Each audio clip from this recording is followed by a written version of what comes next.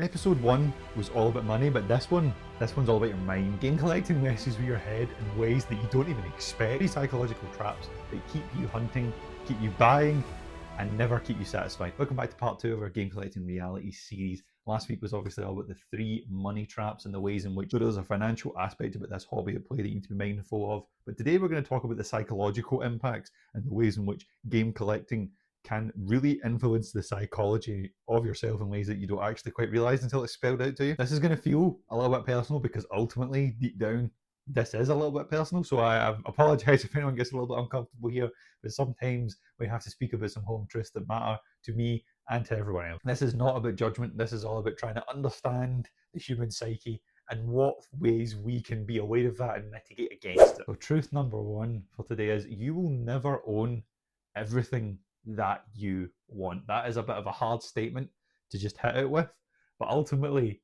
it is the reality. Your wish list will always grow faster than the collection that you actively have. Every game that you add ends up adding 1, 2, 3, 4 games to your list of things that you would like, all the way up to things that you feel like you absolutely need. This cycle just never stops. The goalposts keep on moving. But why? The reason why that happens is because you get a bit of a dopamine hit when you go out to hunt, either in person or digitally, and you find that game. You find that game that you've been looking for weeks, and you finally get it in your hands. But how long does that joy actually last? Seriously, have a think to the last time you found one of your grails. Like, how long were you genuinely happy for? Was it a day? Was it a few days? Into a week? At some point in time, that joy faded a little bit, right? Then you end up looking at the next game and the next game and the next game, because that cycle of getting out and doing whatever it is you need to do to get them is you get this positive feedback loop in your head, and you just want more and more of that feeling. And sometimes that feeling overrides your actual happiness around just owning the things that you already own, just because as humans we are sort of inherently dopamine junkies one way or the other. A good example would be I've recently started collecting all the EA big games, which you've seen in one of our recent videos of what we did here on the channel, to chat about them and go out and see if we could find them. And I managed to get lucky and find NBA Street 2, which I believe is the most expensive EA big game in the UK. I was very, very happy when I found this. I'd done my research, went and found it, loved it, played it once, and now I want the rest of them. And I haven't went back to play it. What does that say about me? Does that say that I actively enjoyed getting that game more than playing that game? Potentially. And that's something that I have to be mindful of as well. We're ultimately kind of like chasing this collection feeling, this kind of dragon that just ultimately never comes. And the collecting of these games kind of activates the same parts of your brain that like gambling does as well. So that intermittent rewards then gets you hooked, and it means you want to keep on doing it more and more and more, and it almost becomes a crutch, almost becomes an addiction. And it's not really about the games, it's about the chase, it's about wanting more. So what can we do to mitigate against this? What can we do to stop this almost addiction? I think we have to make peace with the fact that we have incomplete collections. No one out there has a complete collection they're 100% satisfied with. And we have to make peace with the fact that that's okay. You will never finish your collection.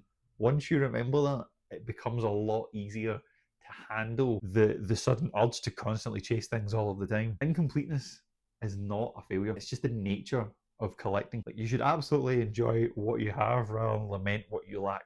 I think that's absolutely something that we need to be mindful of and remember. How could we action on this? Well, you could do something as simple as just delete your list of games that you want. Don't know if I would be as drastic as that, but that is something that you could do. You could set like a limit of 10 games where you only have a 10 game list at any given time, and it's a 1 in and 1 out policy to stop yourself from just getting this ever-growing list that never ends. Kind of like mine, to be honest, if I'm perfectly honest. And you should probably practice a little bit of gratitude. This is something I absolutely need to do, as I am unfortunate in that I only have a small amount of space to collect in, but I should stop more often and just sit and look at what I have, grab a random game, flick through a manual, and just sort of bask in the glow of what we have rather than constantly thinking about what I haven't picked up yet to put on the shelf. And just remember one bit of advice: the goal isn't completion, it is curation. Okay, now on to truth number 2. Nostalgia lies to you. Now this is from someone who absolutely loves a bit of nostalgia, but always thinking about the good old days.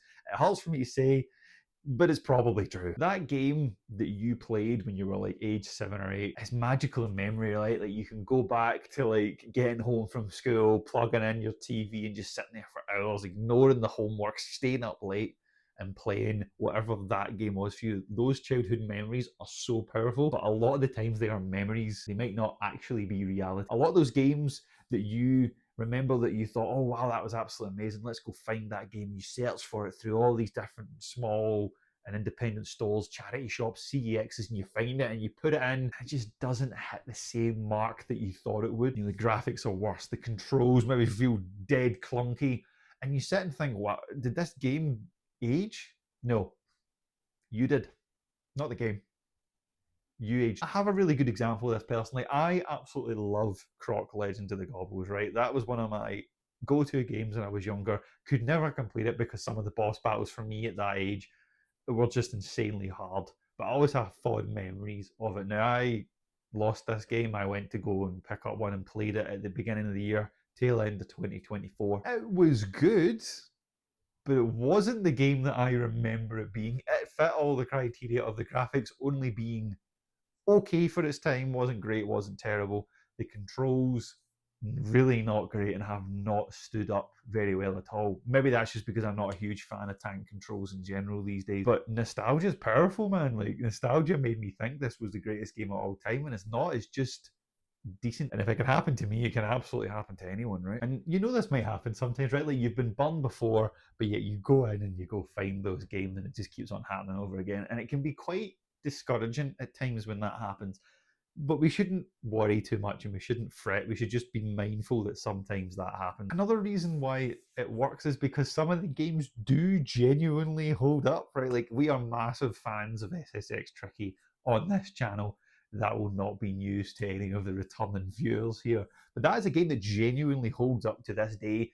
The game looks pretty good, but the controls feel fantastic for a game of its age. So if SSX Tricky can hold up, why can't this other game or this game hold up? And that's where you can sometimes fall into the trap. Grand Theft Auto San Andreas is probably another example. That game was great when we were all younger, and it's still great to this day. The difference being that sometimes design is like timeless, and occasionally sometimes nostalgia can override that and it just becomes this whole big muddled mess in your mind, right? But we need to be cognizant of that so that we can avoid falling into that trap. So because nostalgia is in effect this emotion, it's not necessarily an indicator of quality. So what we should do is we should try and find reviews from the time and from now, or at least as close to it as you could possibly can, of any given game that you're unsure about, to try and find out if you're going to fall into that nostalgia trap or you're actively getting something that you want to invest in and invest your time in. And ask yourself one question of, based on this information in front of me, would I play this if I had never played it before? It's a really, really good one that stops you from spending money that you might end up regretting later. Like sometimes it's okay to keep the memory of owning a game in the past. Sometimes some games just need to live there.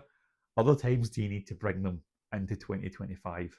And that's where we need to make that distinction. Truth number 3 is ultimately this can become addictive, right? This is when the hobby can become a little bit of a compulsion for some people, right? And we're probably gonna have to talk about some actual addictive behavior here, all right? Like this isn't, lol, I'm addicted to games. This is a real compulsion that can affect your everyday life, right? Where the obsession of constantly checking listens on eBay and Vinted and CEX stock every hour, just you can't live without that.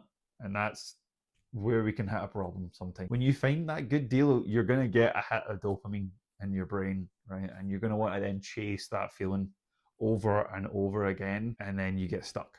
You just keep on doing it over and over again, and you could wind up into some serious financial bother from doing that. Thrill of the hunt can be so chemically rewarding that you just have to be cognizant that it can lead to some difficulties that you probably didn't imagine from a hobby of collecting some discs and cartridges. Like if you have the compulsion of checking eBay, Facebook Marketplace every hour, if you can't walk by a charity shop or a CEX without having to go in just in case you find that deal, sometimes just one more game can become 5, can become 10, and you maybe do have to ask yourself, have I got a problem here? Is everything all okay and everything all on the level? I appreciate this is a little bit of a heavy topic, but it is something that we need to discuss. If you're getting anxiety that if you can't find stuff, something wrong, if you're spending money that you don't have, if you're hiding purchases from other people. If you're lying to people about how much you have spent, that's probably where we've strayed from this being fun to this being a serious issue. And yeah, I mean, collecting can sometimes fill a void, you know, if you're bored or you're a bit lonely or you got something just like a lack of control. Things like this can fill that void, and you can get sucked into them so much that it impacts on other aspects of your life that you may not even realize that it does or is doing. And for some, it's like some sort of form of self-medication, right? I appreciate that, but yeah, you just got to be careful. Like, not everyone will develop a problem. I would actually say the vast majority of people, myself included, won't develop a problem, but anyone can, and I think we have to be mindful of that. So being aware of that is definitely the first step. And you know, if you watch this section of this video and maybe felt a little bit defensive, you maybe have to ask the question of, why do you feel like that? Addiction doesn't necessarily always look stereotypical. You know, it can be just those little behaviors that you don't recognize until you sit up and you realize, oh wait, that maybe describes me. Is that okay? I can't answer that. I'm not a professional, but it is something to be mindful of. And asking for help is not a weakness. Like, talk to your friends, your family, a professional. You should do that if you feel like that. Even if it's not outside game collecting, it's for other things, definitely seek help. And there's plenty of actionable advice. You know, you can set monthly budgets, you can be accountable, you know, tell someone, I am only going to spend this much, and then tell them what you're spending. And they'll give you a slap on the wrist if you go past it. You know, if you're spending up past a certain point, I don't know, maybe put like a 24-hour ban. You have to sit and actively think about, do I want to spend this money before you spend it? And that might stop you from making those impulse purchases that then spiral a little bit out of control. If you got to delete shopping apps off your phone, if you can't have eBay invented on there, get rid of them. It's a lot easier that way if you think that you might get sucked into a hole. So these 3 truths today are about how collecting exploits the human psychology. You know, we're wild to want nostalgia, to seek it out, to love nostalgia. We're wild to chase that nostalgia, and we're wild to chase the rewards that come with it. And game collecting, you know, if it was a sentient being, kind of knows this and can sometimes use this to our advantage and sometimes to its advantage. You know, the hobby is not evil. It is up there with the most fun I have ever had. Between that and getting on here and talking to you guys, like, it is unbelievably good fun.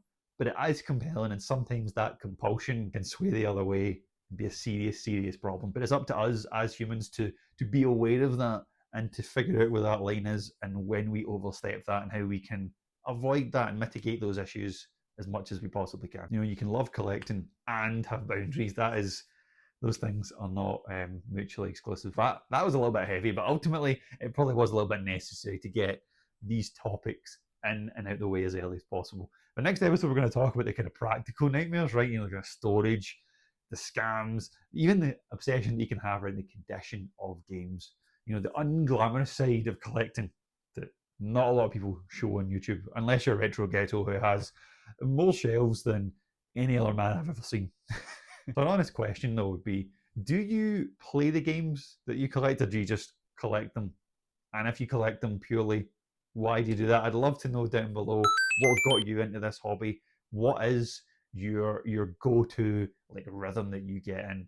I would love to know, so let me know down below. This was episode 2 of our 6-part series of the reality of game collecting. Regularly scheduled programming will return next week, and episode 3 of this will return the week after. If you enjoyed this video, press the like button, press the subscribe button. It helps the channel out a lot. We'll see you guys next time.